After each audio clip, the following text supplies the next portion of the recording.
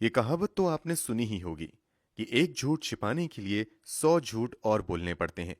मगर आपने शायद ही सुना हो जहां एक हत्या को छुपाने के लिए किसी ने 9 हत्याएं कर दी हों।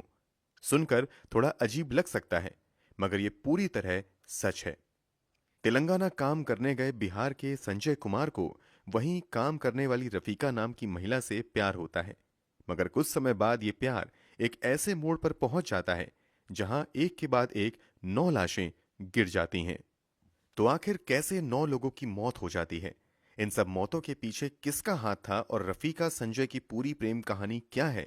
चलिए जानते हैं सब कुछ इस वीडियो में। पूरी कहानी जानकर आप शॉक्ड रह जाएंगे, तो वीडियो में आखिर तक जरूर बने रहिए। मगर उससे पहले अगर आपने अब तक क्राइम की कहानी चैनल को सब्सक्राइब नहीं किया है तो जल्दी से चैनल को सब्सक्राइब कर लीजिए। तो चलिए अब कहानी शुरू करते हैं। मार्च 2020 तक कोरोना वायरस ने तेजी से अपने पांव पसारने शुरू कर दिए थे। इस कारण 24 मार्च 2020 को देश भर में लॉकडाउन तक की घोषणा कर दी गई थी। लॉकडाउन लगने की वजह से जो मजदूर जहां काम कर रहे थे वो वहीं फंस कर रह गए। कुछ लोग मजबूरी में पैदल ही अपने घर की तरफ लौटने लगे। तेलंगाना के वारंगल जिले के गोरईगुंटा गांव में साईं दत्ता ट्रेडर्स नाम की एक जूट की बोरी बनाने वाली फैक्ट्री थी। इस फैक्ट्री में काम करने वाले ज्यादातर लोग बिहार और बंगाल के थे, मगर लॉकडाउन की वजह से इस फैक्ट्री का भी काम ठप हो गया था। यहां काम करने वाले मजदूर भी इसी फैक्ट्री के अंदर कैद होकर रह गए थे। फैक्ट्री में काम जरूर बंद हो गया था, मगर पहले का स्टॉक अभी भी फैक्ट्री के अंदर था, जिसे अभी भी जरूरत के हिसाब से कस्टमर तक सप्लाई किया जा रहा था। अब मई का महीना आ चुका था। फैक्ट्री के मालिक जे भास्कर को कुछ बोरी का ऑर्डर मिलता है। ऑर्डर मिलने पर वो अपने एक ऑटो ड्राइवर को कहते हैं कि फैक्ट्री में जाओ और वहां से बोरी लेकर कस्टमर तक पहुंचा दो। भास्कर ने ड्राइवर से यह भी कहा कि फैक्ट्री में काम करने वाले कुछ वर्कर्स अभी भी फैक्ट्री के अंदर ही होंगे, वो तुम्हें बोरी दे देंगे। आदेश के मुताबिक ड्राइवर ऑटो लेकर फैक्ट्री के बाहर आ जाता है और दरवाजा नॉक करने लगता है, मगर अंदर से कोई आवाज नहीं आती है। थोड़ी देर बाद वो दूसरे दरवाजे से अंदर जाकर लोगों को आवाज देकर बुलाने की कोशिश करता है, मगर वहां चारों ओर बस सन्नाटा ही सन्नाटा नजर आता है। फैक्ट्री के अंदर किसी को ना पाकर ड्राइवर भागते हुए फैक्ट्री के मालिक भास्कर तक जाता है और उन्हें जानकारी देता है कि फैक्ट्री के अंदर तो एक भी मजदूर नहीं है, जबकि वहां पर कम से कम 10 मजदूर होने चाहिए थे। भास्कर इस बात की जानकारी अपने एक और पार्टनर संतोष को देता है और फिर दोनों कुछ और लोगों को लेकर फैक्ट्री की तरफ आते हैं और मजदूरों की तलाश में लग जाते हैं।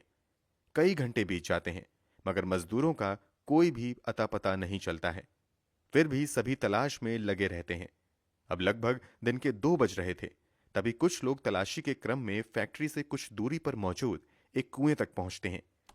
उनमें से एक व्यक्ति जब कुएं के अंदर यूं ही झांकता है तो अचानक जोर से चिल्ला उठता है। आवाज सुनकर बाकी लोग भी कुएं की तरफ आते हैं। जब लोग कुएं में देखते हैं तो सभी के होश उड़ जाते हैं, क्योंकि कुएं के अंदर उन्हें 4 बोरी तैरती हुई दिखाई देती हैं। बोरी नजर आते ही तत्काल ही पुलिस को फोन किया जाता है। मौके पर पुलिस की टीम आती है और चारों बोरियों को वहां से निकालती है। बोरी में से शक के मुताबिक ही मजदूरों की लाश निकलती है। फैक्ट्री के मालिक पहचान करते हैं कि ये चारों इस फैक्ट्री में काम करने वाले मजदूर और मजदूर के परिवार वाले हैं। मरने वालों की पहचान मकसूद आलम की पत्नी निशा, बेटी बुशरा खातून और 3 साल के बेटे बबलू के रूप में होती है। 5 लोग अभी भी लापता थे। उनकी भी तलाश शुरू होती है, मगर बाकियों का कहीं भी अता पता नहीं चलता है। अंत में पुलिस वाले फिर से कुएं की गहराई में उतरकर जांच करने का फैसला करते हैं। अगले दिन जब पुलिस की एक टीम कुएं में गहराई तक जाती है तो सभी शॉक्ड रह जाते हैं, क्योंकि कुएं के तल से एक के बाद एक 5 और शव बरामद किए जाते हैं।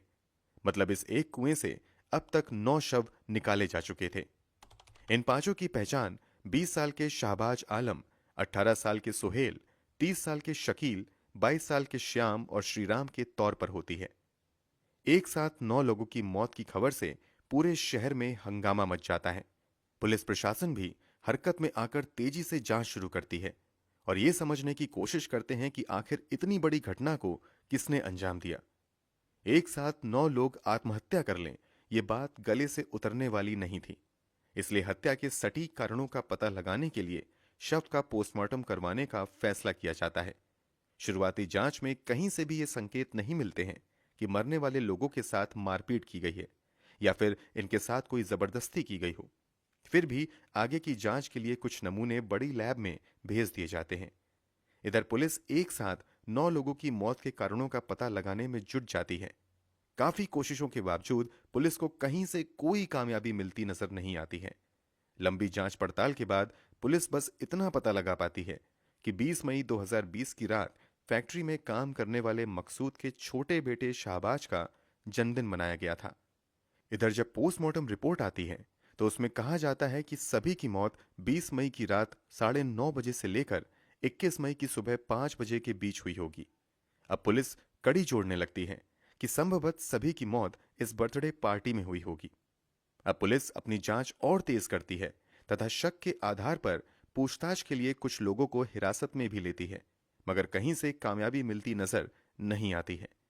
अभी पुलिस जांच में लगी हुई थी कि तभी वारंगल पुलिस के पास एक अनजान शख्स 2 मोबाइल फोन के साथ आता है। वो व्यक्ति बताता है कि उसे ये दोनों मोबाइल फोन पास से ही सोनालिका ट्रैक्टर के गोदाम के पास मिले हैं। पुलिस के लिए इस मामले में मोबाइल का मिलना एक बड़े ब्रेक थ्रू जैसा था। जांच में पता चलता है कि यह मोबाइल किसी और का नहीं बल्कि मर चुकी मकसूद की पत्नी निशा और दूसरा मोबाइल 9 लोगों में शामिल एक और मजदूर श्रीराम का है। अब पुलिस वाले आसपास लगे सभी सीसीटीवी फुटेज को खंगालना शुरू करते हैं। शुरुआती जांच में ही पुलिस को दिखता है कि 20 मई की शाम लगभग 6 बजे ट्रैक्टर गोदाम की तरफ से एक व्यक्ति साइकिल से आ रहा है। फिर वही व्यक्ति 21 मई की सुबह 6 बजे के आसपास फिर से इस सीसीटीवी में घटनास्थल की तरफ जाते हुए दिखाई दे रहा है। पुलिस वाले अब इस साइकिल सवार व्यक्ति की तलाश में लग जाते हैं और कई दिनों की मेहनत के बाद फाइनली 25 मई 2020 को सीसीटीवी में कैद उस व्यक्ति को गिरफ्तार कर लेते हैं। गिरफ्तार इस शख्स की पहचान संजय कुमार यादव के तौर पर होती है, जो बिहार का रहने वाला था और पिछले 6 सालों से तेलंगाना में रहते हुए मजदूरी कर रहा था। गिरफ्तारी के बाद पुलिस संजय से पूछताछ शुरू करती है। शुरुआती जांच में तो संजय किसी भी तरीके से 9 लोगों की मौत में अपना हाथ होने से इनकार कर रहा था। यहां तक कि वो खुद को मरने वाले लोगों का दोस्त बताता है। मगर जब पुलिस सख्ती पर आ जाती है तो संजय कुमार यादव स्वीकार कर लेता है कि ये सभी हत्याएं उसने की हैं। संजय के कबूलनामे से हर कोई शॉक्ड हो जाता है। हर किसी के जहन में एक ही सवाल चलने लगता है कि आखिर इतनी बेरहमी से 9 लोगों की हत्या के पीछे की वजह क्या हो सकती है। अब संजय से इस सवाल का जवाब जानने के लिए पुलिस पूछताछ करती है तो बेहद ही हैरान कर देने वाला खुलासा होता है। संजय द्वारा किए गए खुलासे के मुताबिक साल 2014 के आसपास संजय काम के सिलसिले में तेलंगाना आता है। यहीं उसकी मुलाकात मकसूद से होती है, जो इसी बोरी की फैक्ट्री में काम किया करता था। संजय मकसूद से काम दिलवाने की बात करता है। संजय के कहने पर मकसूद उसे इस बोरी फैक्ट्री में काम दिलवा देता है, जिसमें वो और उसके परिवार के अन्य लोग काम किया करते थे। संजय के मुताबिक कुछ समय तक तो वो यहां बहुत अच्छे से काम करता है तथा मकसूद के परिवार का हिस्सा बन जाता है। मकसूद के परिवार में मकसूद के अलावा उसकी पत्नी निशा, निशा की एक रिश्तेदार रफीका तथा रफीका के 3 बच्चे थे।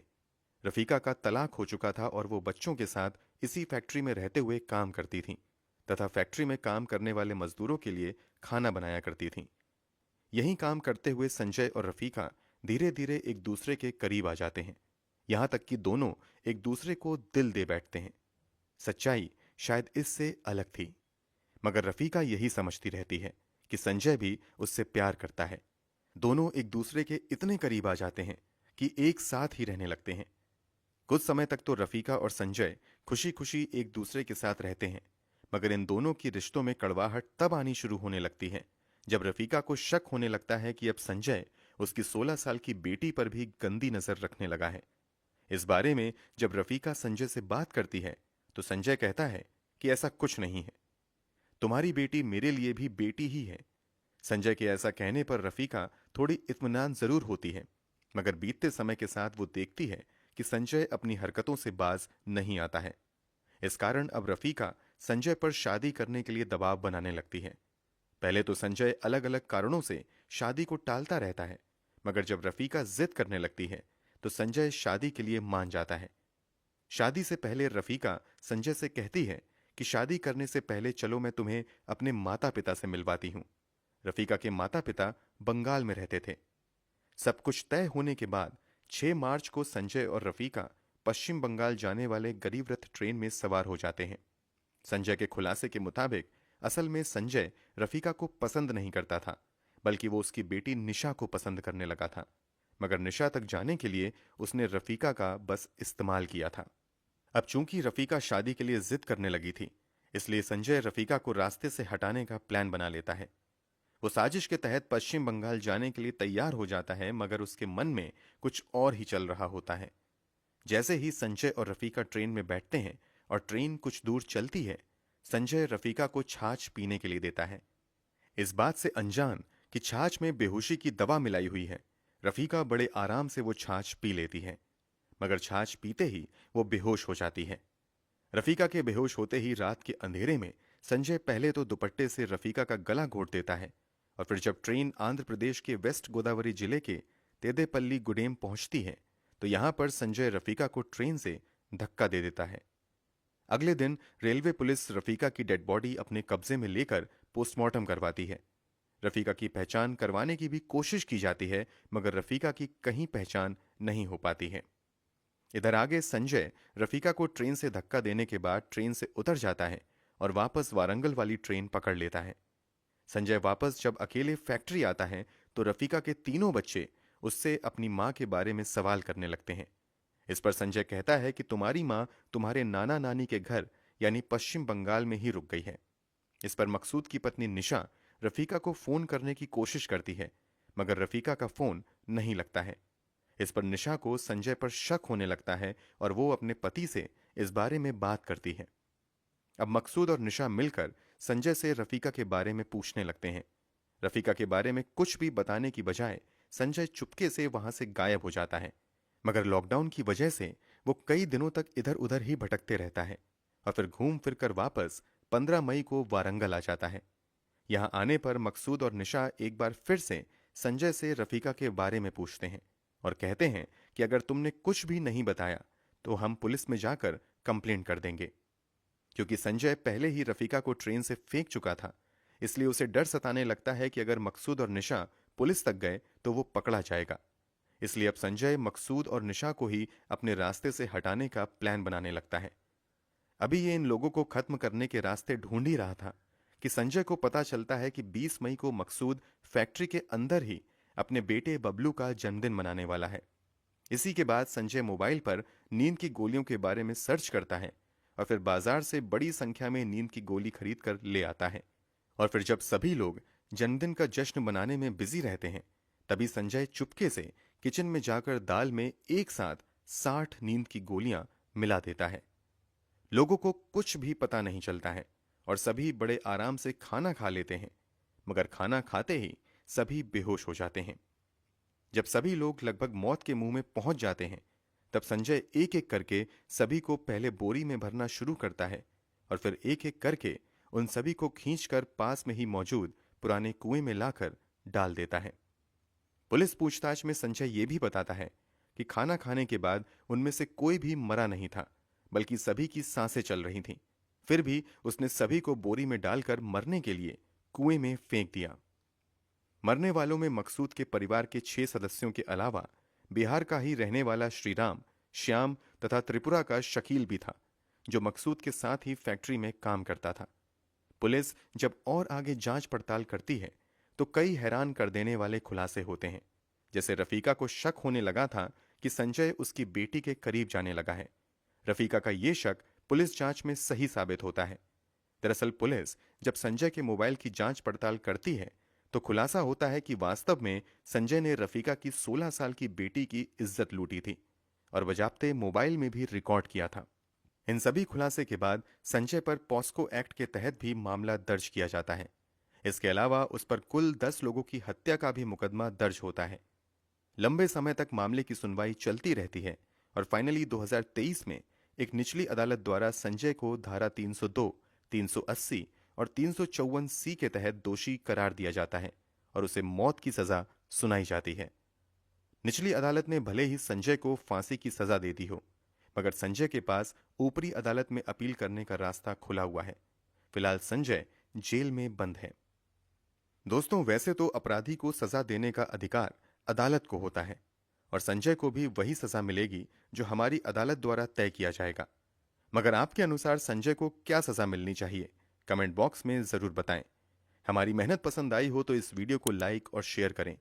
क्राइम की दुनिया से जुड़ी ऐसी ही हैरान कर देने वाली सच्ची कहानियों के लिए चैनल को सब्सक्राइब कर बेल आइकन जरूर दबा लें। धन्यवाद।